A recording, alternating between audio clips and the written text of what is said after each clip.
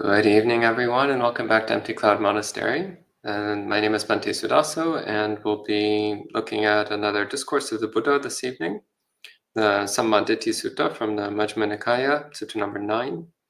So we'll start with homage to the Buddha, and then I'll read through some of the discourse and make some comments about it. And if there's any questions, I'll take them at the end.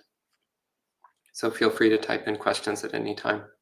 So we'll start with homage to the Buddha.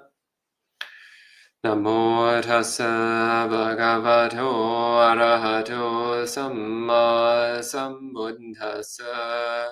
Namo tassa bhagavato arahato samma sambuddhassa. Namo tassa bhagavato arahato samma sambuddhassa. Buddhaṃ Dhammāṃ Saṅghāṃ Namasāmi. So as mentioned, we'll be looking at the Sammādiṭṭhisutta from the Majjhima Nikaya, Sutta number 9. This is quite a long discourse, so I don't think we'll be going through the entire discourse in detail. So I'll just be pulling out some highlights on it.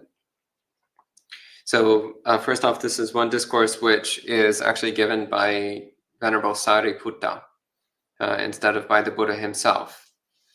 So of course the majority of the suttas are attributed to the Buddha, but there's a small number which are attributed to other monastics, other bhikkhus and bhikkhunis from the time of the Buddha. So after the Buddha, the second most common speaker in the suttas is Venerable Sariputta, and there's quite a number given by Venerable Ananda, and a few given by some of the other senior disciples of the Buddha. So the discourses by Sariputta in particular tend to have a distinct, analytical, highly structured feel to them, as this one does. So the central topic of this is that in this discourse, it starts with a group of monks that Sariputta is speaking to, and Sariputta asks them, what is right view? What is Sammādiṭṭhi? What is right view? And the monks reply that they'd much rather hear Sariputta's explanation.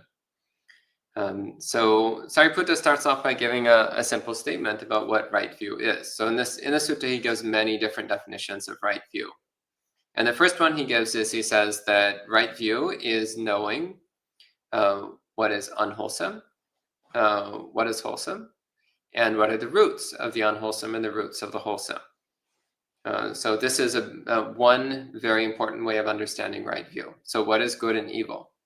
What is beneficial, what is harmful, and what are the causes of wholesome tendencies, and what are the causes of unwholesome tendencies? What are the causes of good actions and the causes of evil actions? A very basic starting thing. And this actually is much less common in the world than one would think, especially these days with the spread of secularism these days. Then actually people understanding what is good and what is evil has become increasingly uncommon. But even throughout human history, there's often been quite a bit of confusion around this point. So the Buddha gives some actually very clear, undeniable statements about what is good and what is evil, what is wholesome and what is harmful.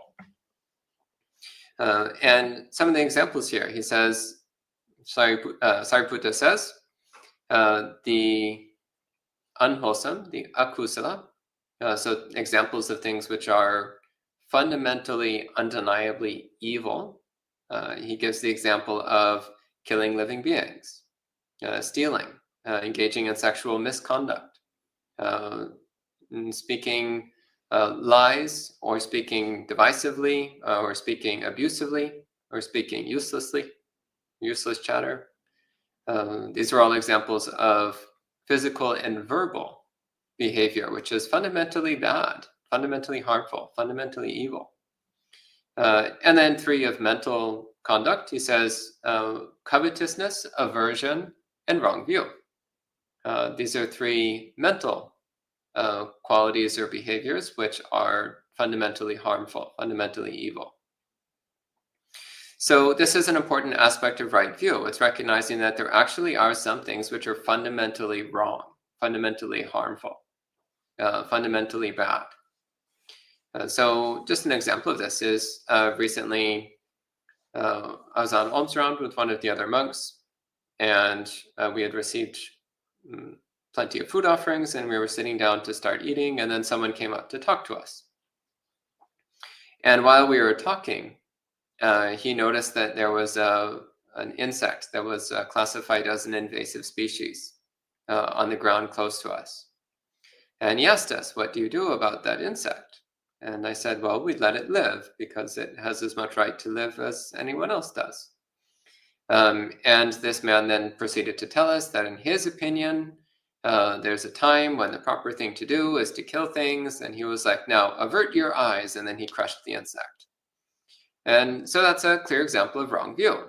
Someone who thinks that there actually is a time when the proper choice is to kill things or to kill sentient beings. So the Buddha was quite clear. One important aspect of right view was understanding that there actually are certain actions which are fundamentally evil, fundamentally harmful, undeniably bad. And one of those is killing living beings. It's always, always, always the wrong choice to kill living beings. And the other examples here, again, stealing, sexual misconduct, which means things like cheating on your partner or sexually assaulting someone, telling lies, using divisive speech, harsh speech, or useless speech. Again, these are all things which are fundamentally wrong. They're harmful. Therefore, from a Buddhist perspective, they're evil. They're morally wrong.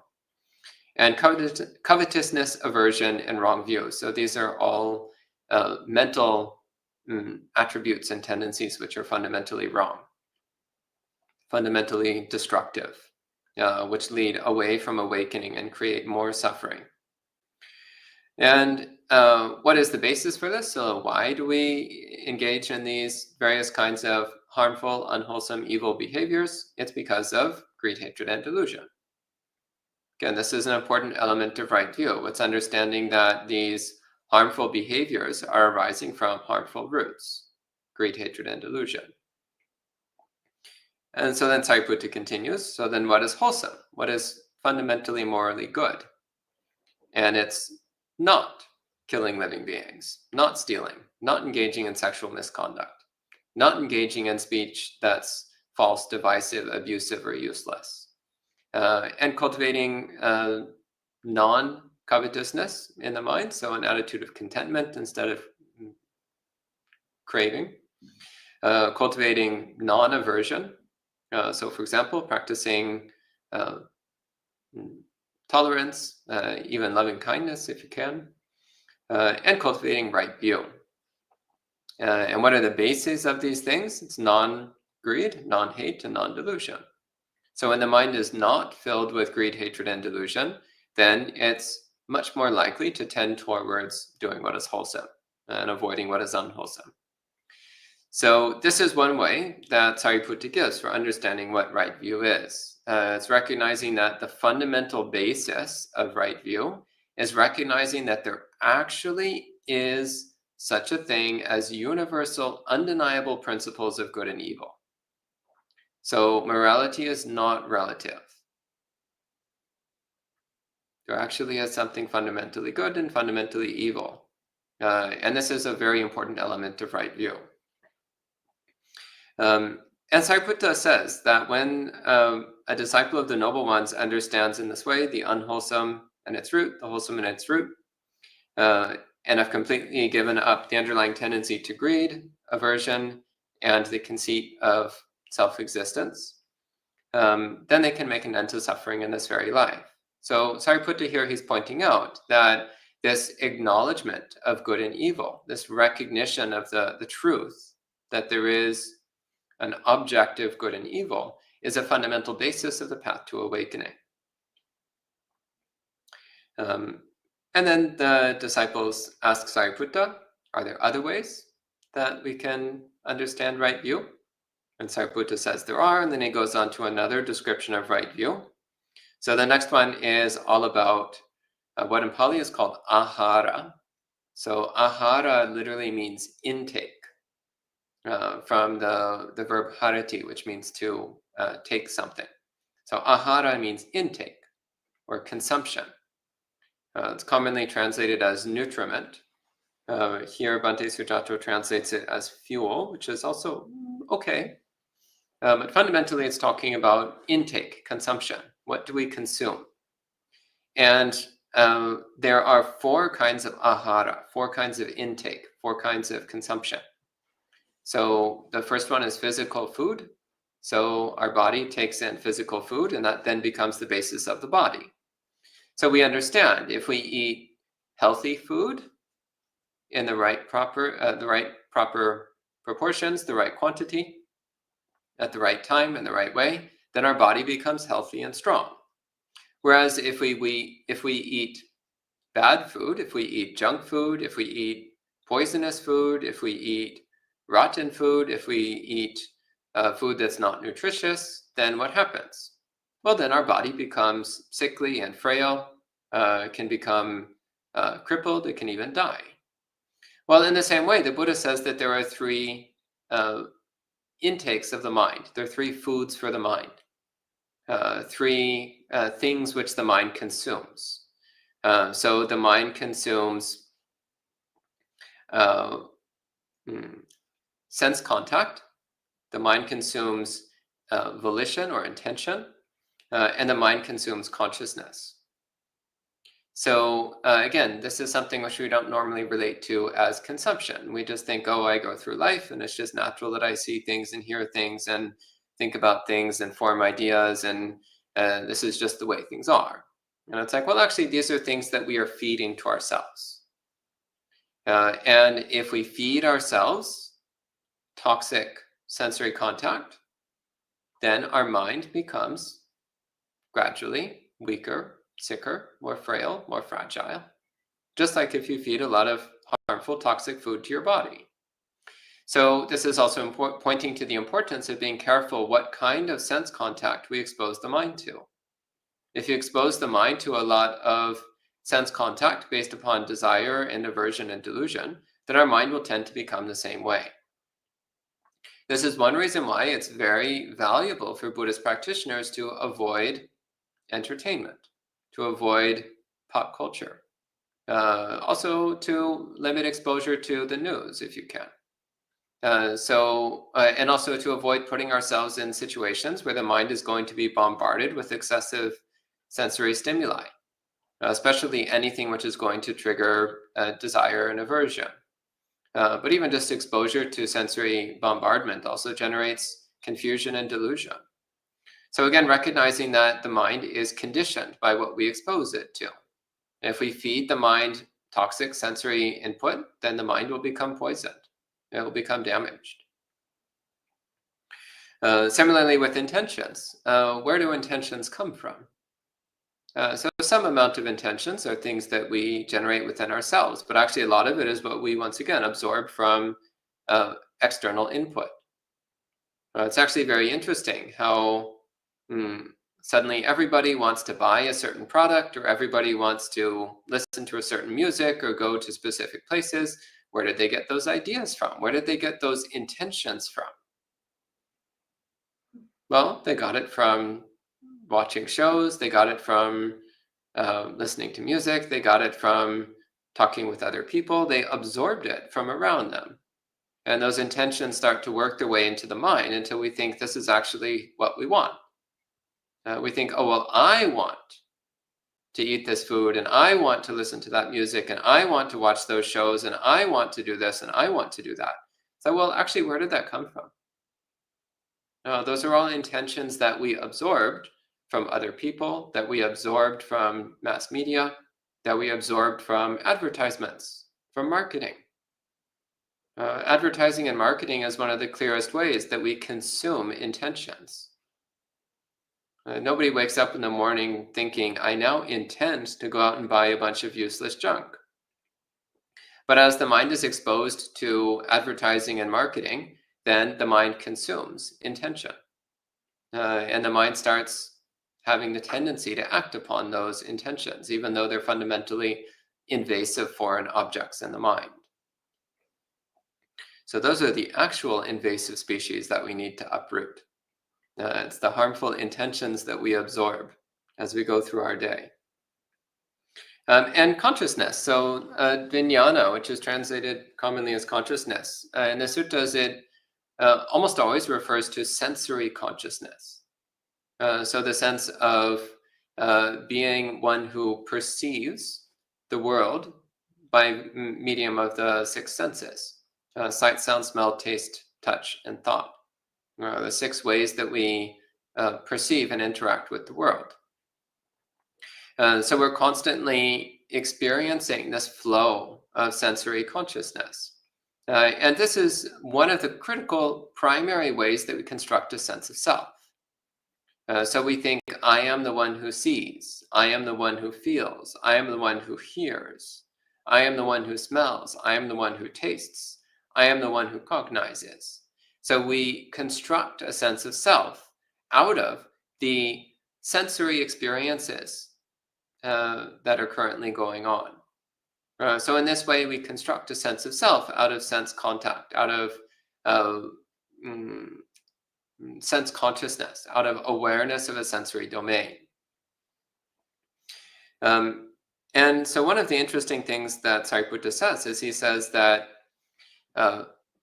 as translated here, fuel originates from craving, which is different from what we normally think. We think, oh, I want something, and then I go out and seek it. But actually, Sariputta here is pointing out the opposite. So normally we think, for example, oh, there is something, and because that something exists, then I have desire for it. But actually, Sariputta is pointing the other way around. First, desire arises, and then based on desire, we seek an object of desire. So normally like maybe you notice in your mind, there's a craving for chocolate, and you think, chocolate exists. Because chocolate exists, therefore I crave it. But actually, Sariputta is pointing to it happening in the other order. Craving arises in the mind. And craving initially has no object. Craving initially is simply this impulse in the mind, that which is seeking something, trying to get something. And that itself is arising from the fundamental delusion that getting what we want will make us happy. So arising from the fundamental delusion of self-identity, of a me, which gets happiness through acquiring certain experiences. So first there's that craving, which is itself based on discontent. It's based upon delusion. And then that craving seeks an object. It's like, I want what? And then we fill in that blank. We fill in the blank for what. We generate an object that we want. And then we go about trying to have the experience that we've now manufactured a desire for in our mind. So then when craving ceases, then there is no longer the pursuit of something to consume. So this is another way of understanding right view, as that right view is understanding how we're constantly trying to consume experiences and how the experiences that we consume shape the mind and can either make the mind healthy and pure or can make the mind frail, poisoned, damaged. Just the same as what kind of food we put in our body affects it. Then Sariputta then says another way of understanding right view is understanding the Four Noble Truths. So understanding dukkha, the cause of dukkha, what leads to the cessation of dukkha, and the practice that brings about the cessation of dukkha. So what is it that causes this discontent, this fundamental unease in the mind? And what can we do about it? So the Four Noble Truths, actually throughout the suttas, this is one of the most common ways that the Buddha defined right view. There's many, many, many suttas where the Buddha talks about right view and defines right view, and he defines it in various ways in various places. But one of the most common is he defines right view as understanding the Four Noble Truths, which is not surprising because the Four Noble Truths are, in fact, the umbrella doctrine, which includes within it all other Buddhist doctrines. And it's something which on its surface seems deceptively simple, and yet we can constantly return to the examination of our experience of the Four Noble Truths as a way of clearly understanding the Buddhist teachings and as a way of understanding how to apply them in each moment. Then after the Four Noble Truths, then again they ask, is there another way of understanding right view? And here the Venerable Sariputta begins by going through dependent origination in reverse order. So starting with the consequences of dependent origination, which is the experience of aging, sickness, and death. And then he works his way backwards through the whole chain of dependent origination, all the way through its beginning. And I'm not going to go through that in detail, because going through dependent origination in detail is something which would take many hours. So we're not going to be doing that this evening.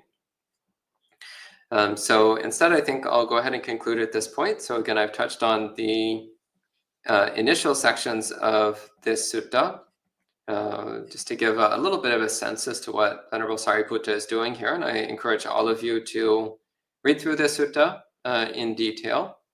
And if you have further questions, you can either put them in the comments window now or take note of them and bring them to Monk Chat on Friday evening. So for now, I think we'll conclude here and I'll take any questions. So we'll conclude with 3 sadhus. Sadhu, sadhu, sadhu. And I see a few questions online, and hello to the people who are checking in. Hello to Sean, Mary, Ryan, Maria, Jayanta, Sud, Manol, Olax, Bhumika, and everyone else who's joining in. And I see a couple questions here. Ryan says, in essence, right view is understanding we, or our khandhas, feel dukkha because of impermanence making the world out of our control. In essence, is right view the understanding we, our khandhas, feel dukkha because of impermanence, what makes the world out of our control? No, that is not actually quite right view. So dukkha is not caused by impermanence itself. Impermanence is just the way things are. Dukkha is caused because we want reality to be different than it is. So we want the impermanent to be permanent. We want the unsatisfying to be satisfying. And we want the impersonal to be personal. So we keep trying to establish a permanent, happy self in a reality where such a thing is completely impossible. And that is why we experience dukkha. So we don't experience dukkha because reality is anicca, dukkha, anatta. Reality just is what it is. Reality is impermanent, unsatisfying, and impersonal. That's just its nature. Samsara by its nature is in constant flux. Samsara by its nature is ultimately unsatisfying, and no self can be found anywhere in anything. That's just the nature of reality. We suffer because we want reality to be different than it is. That's why we suffer. So we don't suffer because things are impermanent. We suffer because we want them to be permanent. We don't suffer because reality is ultimately unsatisfying. We suffer because we want to find lasting happiness where it can't be found. And we don't suffer because everything is impersonal. We suffer because we keep trying to manufacture a self-identity out of things which are fundamentally not me or mine. That's why we suffer.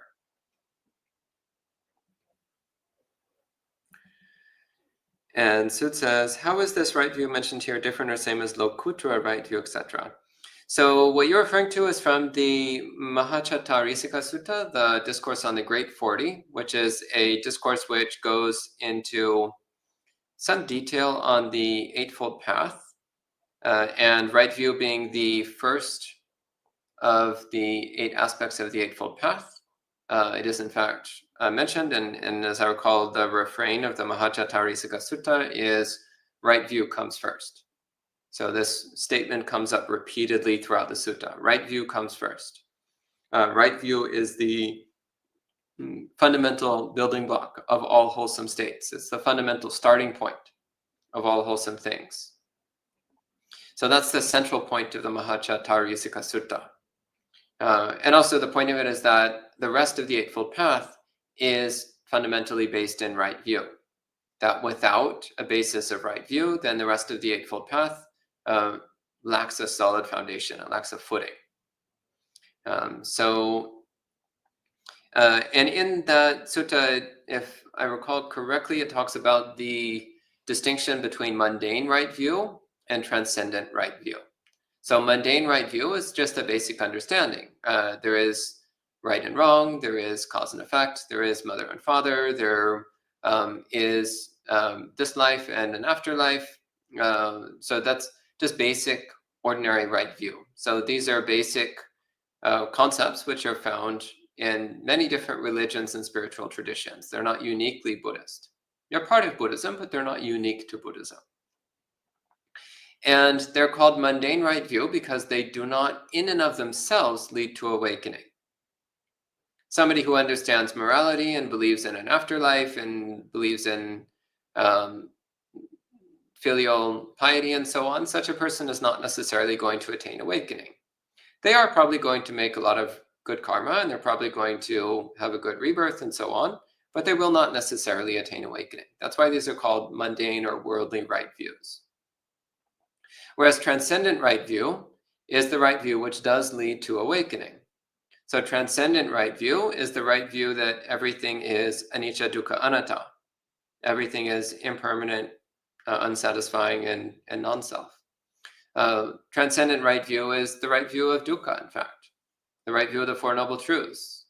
The right view that dukkha arises because of craving, and craving arises because of self-identity. And that the elimination of self-identity naturally leads to the elimination of craving, and therefore the elimination of suffering. So transcendent right view is the right view which clearly sees the 3 characteristics and the 4 Noble Truths, and therefore culminates in full awakening.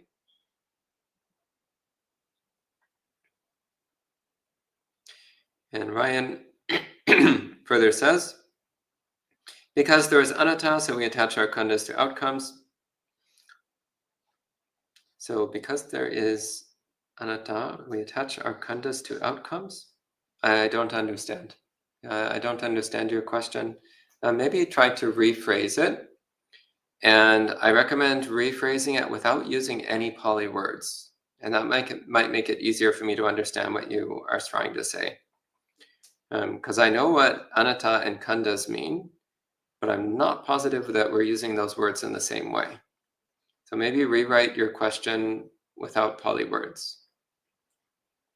And Sud further says, what does it mean to be accomplished in right view?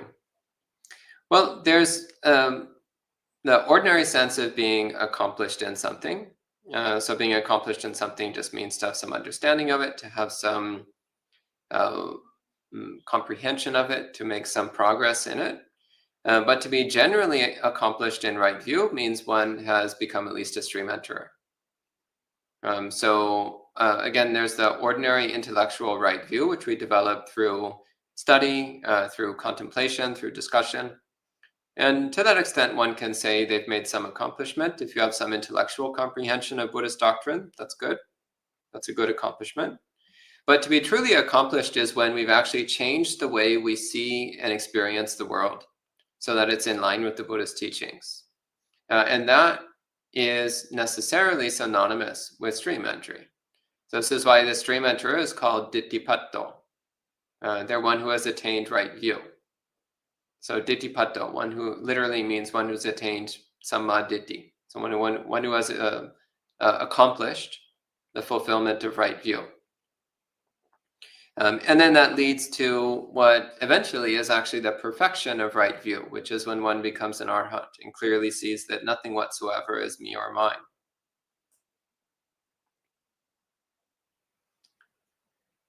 Okay, Ryan carries on. He says, I was saying that because we believe there is a self, but there isn't, and that we identify a self to the aggregates, we attach ourselves to outcomes of becoming or non-becoming, and thus we suffer from these attachments. Yeah, that's pretty accurate. Yeah, correct. And that's the last question. So if there's nothing else, I think we can go ahead and conclude at this point with 3 more sadhus. Sadhu, sadhu, sadhu. Okay, and